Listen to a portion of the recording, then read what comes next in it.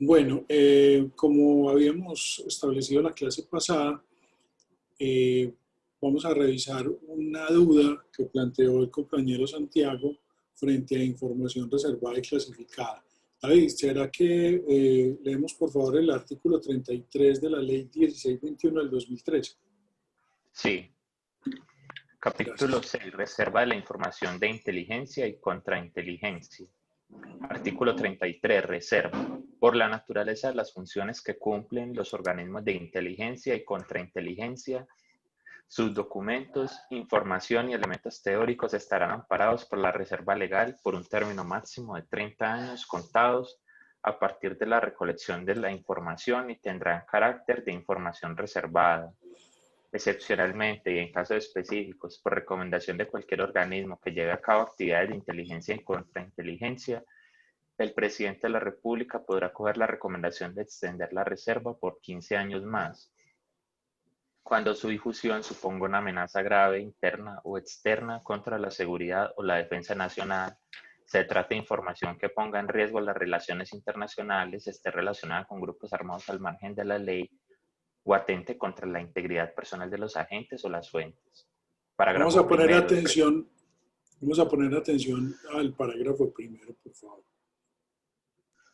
Parágrafo primero. El presidente de la República podrá autorizar en cualquier momento, antes del cumplimiento del término de la reserva, la desclasificación total o parcial de los documentos cuando considere que el levantamiento de la reserva contribuirá al interés general y no constituirá una amenaza contra la vigencia del régimen democrático, la seguridad o defensa nacional, ni la integridad de los medios, métodos y fuentes.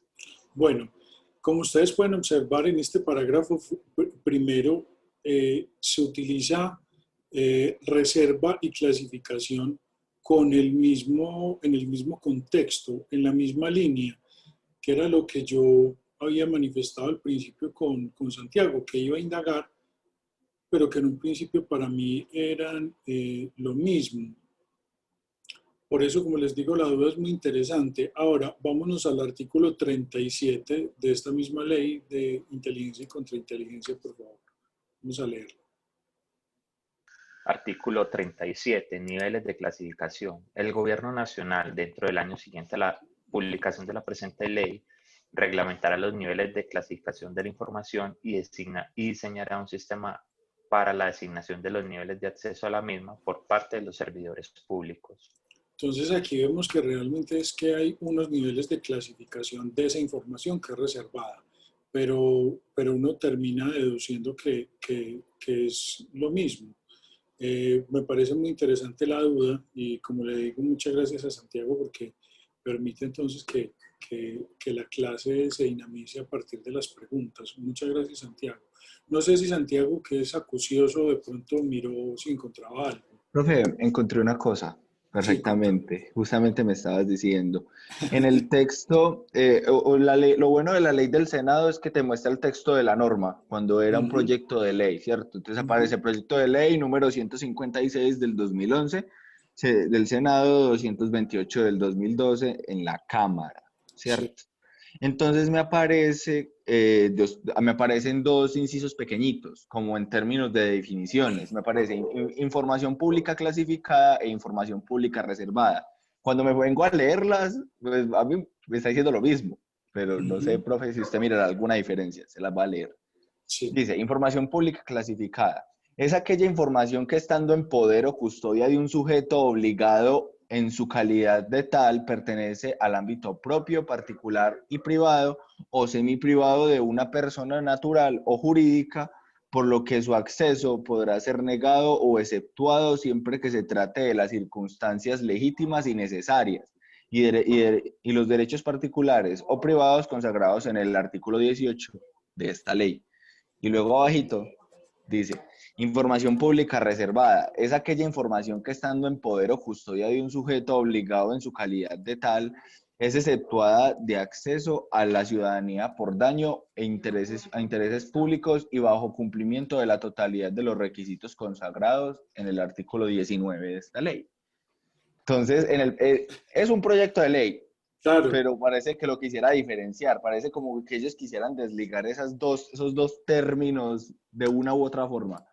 Sí, es verdad, parece que lo quisieran desligar, pero no fue posible, porque si uno pues, se pone a revisar inclusive con lo que tú planteas de la normatividad y esa concepción que tenían al momento de construcción de la norma, pues yo no sé si alguien alcanza a evidenciar una diferencia sustancial, no sé si alguno de ustedes, que yo sé que son muy acuciosos, no sé si alguno de ustedes alcanza a evidenciar algo. Lina, yo creo que tiene algo para decir.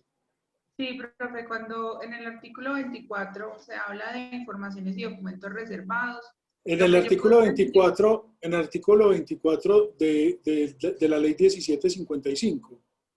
sí, señor, sino que yo lo Ah, tengo ok. acá en el código. El Sí, asunto es que lo que puedo leer es que todo tiene que ver, digamos, con el segundo concepto que dio Santiago y es referente a información personal. Entonces hablan de información bien financiera, de relativa a las condiciones financieras o de crédito, el alias pero data. exactamente, pero en el primer numeral dice los relacionados con la defensa y seguridad nacional. Entonces, acá igual está numerado, pero en esa ley lo que están haciendo es una aclaración de cuál es la información, digamos, como más importante, la cual puede tener implicaciones diplomáticas, implicaciones de seguridad nacional. Creo que también estoy de acuerdo con el tema de que se trata el tema de la reserva y la clasificación como un sinónimo y no aclaran, a pesar de que Santiago acaba de leer que en el proyecto de ley aparentemente quieren hacer una diferenciación, pero no fue el texto que fue aprobado. Entonces, la norma no hace una distinción, sino que simplemente hace un desarrollo de, pues para mí, del numeral 1 del artículo pues, 24 acerca de la información y documentos reservados, con respecto a, a los asuntos relacionados a la defensa y a la seguridad nacional. Vamos a hacer una cosa porque me parece que de pronto puede haber ahí un tema interesante. Vamos a leer el artículo 24, por favor, de la ley 1755. Dice, capítulo 2, derecho de petición ante autoridades, reglas especiales. Artículo 24, información y documentos reservados. Solo tendrán carácter reservado las informaciones y documentos expresamente sometidos a reserva por la Constitución Política o la ley, y en especial, primero, los relacionados con la defensa o seguridad nacionales. Segundo, las instrucciones en materia diplomática o sobre negociaciones reservadas. Tercero, los que involucren derechos a la privacidad e intimidad de las personas, incluidas las hojas de vida, la historia laboral, los expedientes personales, y demás registros de personal que obren en los archivos de las instituciones públicas o privadas, así como la historia clínica. Cuarto, los relativos a las condiciones financieras de las operaciones de crédito y tesorería que realice la nación, así como los estudios técnicos de valoración de los activos de la nación. Estos documentos e informaciones estarán sometidos a reserva por un término de 6 meses contados a partir de la realización de respectiva operación. Quinto, los datos referentes a la información financiera y comercial en términos de la Ley Estatutaria 1266 del 2008, que es sobre habeas data y regula el manejo de información contenida en la base de datos personales. Sexto, los protegidos por el secreto comercial o industrial, así como los planes estratégicos de las empresas públicas de servicios públicos. Séptimo, los amparados por el secreto profesional. Y octavo, los datos genéticos humanos. Parágrafo. Para efecto de la solicitud de información de carácter reservado, enunciada en el numeral 3, que es con respecto pues a las hojas de vida, a los expedientes pensionales, a la historia laboral, al quinto, que hace referencia a los datos de información financiera según la ley de habeas data, al sexto, que son los protegidos por el secreto profesional industrial, y al séptimo, que tiene que ver con los amparados por el secreto profesional, solo podrá ser solicitada por el titular de la información, por sus apoderados o por las personas autorizadas con facultad expresa para acceder a esta información. Gracias, Lina. Bueno, realmente es cuando uno se pone a leer y tratando de hacer un ejercicio hermenéutico, uno observa realmente que no hay una diferencia sustancial. De pronto, uno podría decir que el nivel de clasificación está relacionado es con esos documentos que relaciona el artículo 74 de la Constitución Política, el nivel de clasificación y el nivel de reserva, que también está relacionado con el artículo 74, tiene que ver más con el artículo 23 de la Constitución, es decir, más con el concepto de derecho de petición, porque en la ley 1621 del 2013, que es la ley de inteligencia y contrainteligencia, se habla de un nivel de clasificación, pero de esos documentos públicos que son sensibles para el Estado. Pero inclusive miremos que en el artículo 24 se habla del concepto de reserva frente a documentos públicos. Ahora vamos a hacer el tránsito a la información que tiene que ver con la privacidad e intimidad de las personas. Vamos a mirar, por favor, la ley estatutaria 1266 del 2008 en su artículo 3, por favor, para que me lo lean. Ayúdenle al profe y a su voz. ¿Profe qué artículo? El 3, con la clasificación que se da de los datos. Artículo 3. Para los efectos de la presente ley se entiende por titular de la información. Es la persona natural o jurídica a quien se refiere la información que reposa en un banco de datos y sujeto del derecho de habeas data y demás derechos y garantías a que se refiere la presente ley. B. Fuente de información. Es la persona, entidad u organización que recibe o conoce datos personales de los titulares de la información, en virtud de una relación comercial o de servicio o de cualquier otra índole, y que en razón de autorización legal o del titular suministra esos datos a un operador de información, el que a su vez los entregará al usuario final. Si la fuente entrega la información directamente a los usuarios y no a través de un operador, aquella tendrá la doble condición de fuente y operador y asumirá los deberes y responsabilidades de ambos.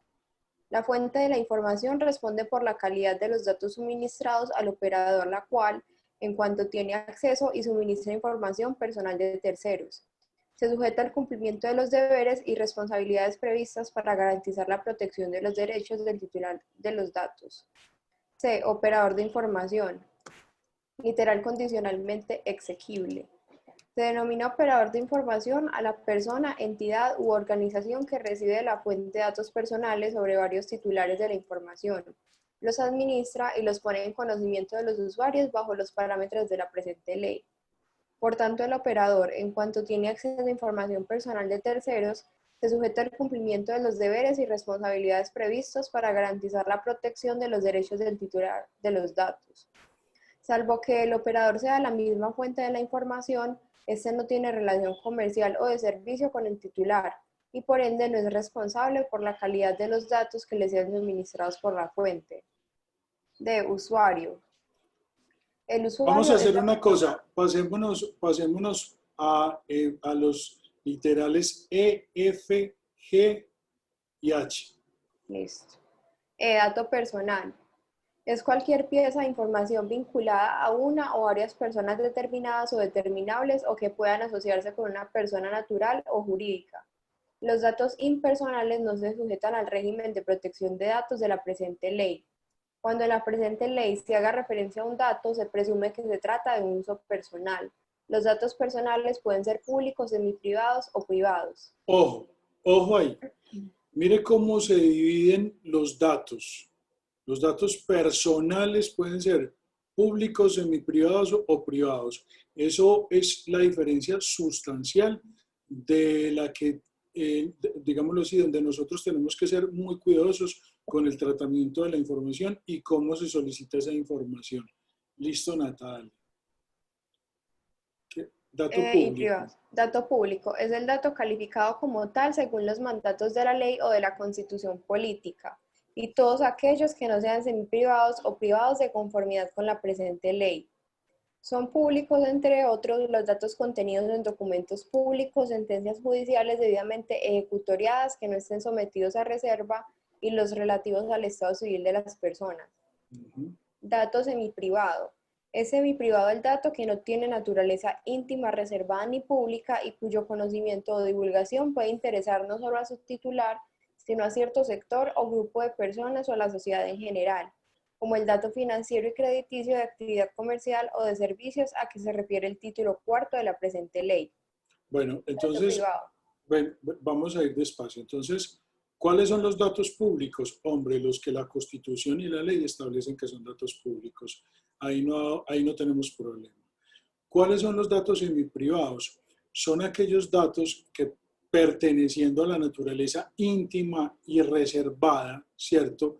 El conocimiento de ese dato puede interesar no solamente a la persona que ha proporcionado la información, sino que hace parte, digámoslo así, de esos datos que se necesita para el desarrollo de ciertas actividades. Ejemplo de ello, la actividad comercial y financiera, que son datos que sí son sensibles, pero que, hombre, si la gente está proporcionando esos datos es porque esos datos hacen parte de su actividad necesaria para la construcción de esas relaciones interpersonales y económicas, y que se necesita por esa misma configuración de esas relaciones tener acceso a ese dato siendo semiprivado. Es decir, vamos a suponer que Natalie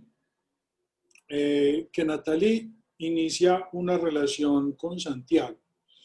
Y entonces, en esa relación que inicia con Santiago, Santiago es el afortunado, pero entonces Natalie le dice, hágame el favor y me da su información crediticia.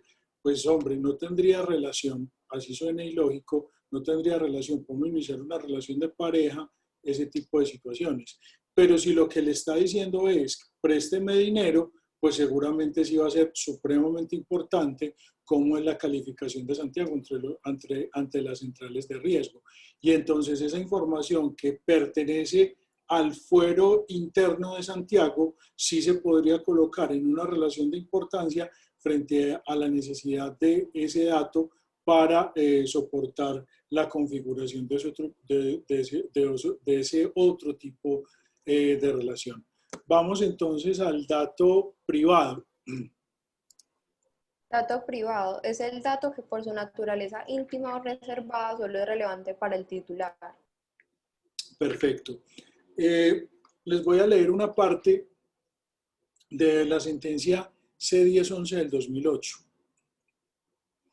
donde se está hablando de esta clasificación. Dice, esta clasificación responde en buena medida a la establecida por la jurisprudencia constitucional a través de las tipologías de información personal de índole cualitativa.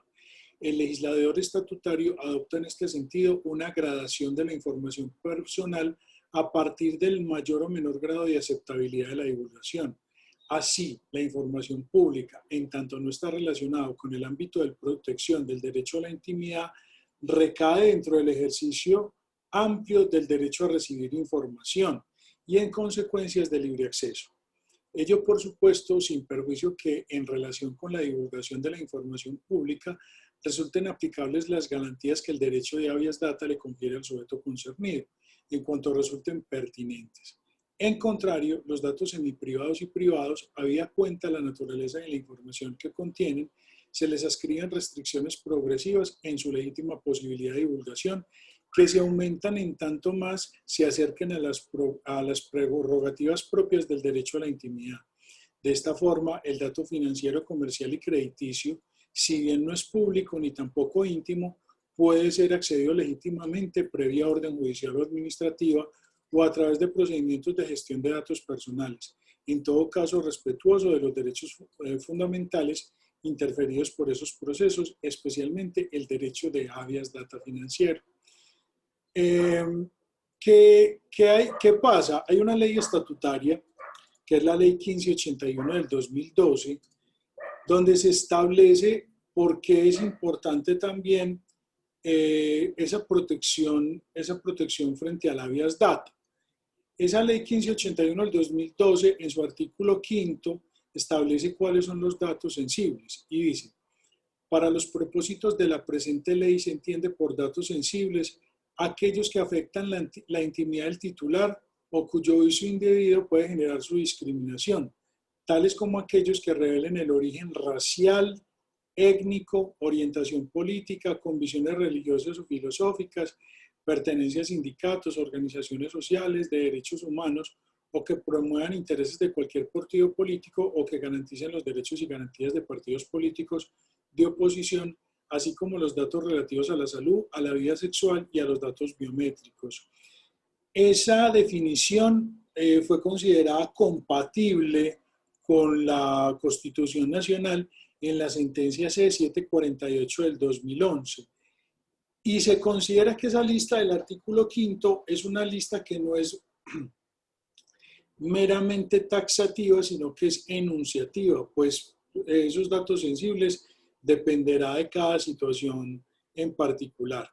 Esa misma ley 1581 del 2012, hablando del principio de confidencialidad, establece: todas las personas que intervengan en el tratamiento de datos personales que no tengan la naturaleza de público están obligadas a garantizar la reserva de la información, inclusive después de finalizada su relación con alguna de las labores que comprende el tratamiento, pudiendo solo realizar suministro o comunicación de datos personales cuando ello corresponda al desarrollo de las actividades autorizadas en la presente ley y en los términos de la misma. Ahí hay un tema de sensibilidad de cómo se debe manejar esa reserva de la información. Y usted puede tener datos, pero por ejemplo, si se finaliza una relación laboral, usted tiene que tener mucho cuidado al momento de que pidan una recomendación sobre esa persona o pregunten sobre las labores que desempeñaba. Tiene que tener mucho cuidado en la forma en que presente esa información. Tiene que ser muy respetuoso porque está amparada esa información en el tratamiento de datos personales. Vamos a mirar en la sentencia C-748 del 2011 cómo la Corte alude a la importancia de salvaguardar esa información sensible. Un momentico, yo tomo agua.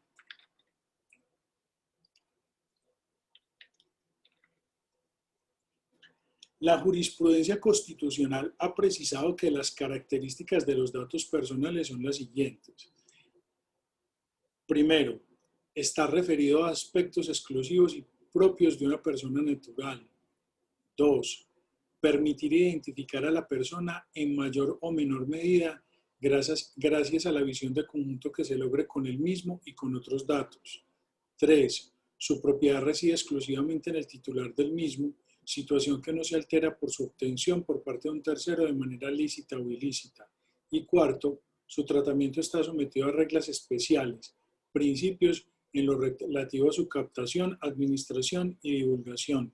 Entonces, muchachos, nosotros podemos observar cómo la Corte Constitucional ha hecho un trabajo muy importante frente a ese ejercicio que se da en relación con los derechos fundamentales y cómo esa información que hace parte de ese orden privado y de ese fuero interno de las personas, que esa información sea manejada de forma tal que no afecte o que no lesione los derechos fundamentales de las personas. Por eso es que frente a las hojas de vida, la historia laboral, los expedientes médicos, toda esa información que puede ser sensible, que pueda derivar en un acto de discriminación, la Corte Constitucional y también el legislador ha colocado límites muy fuertes para que esa situación no vaya a generar una violación, como les digo, o una vulneración a esos derechos fundamentales protegidos por el concepto de Estado social de derecho.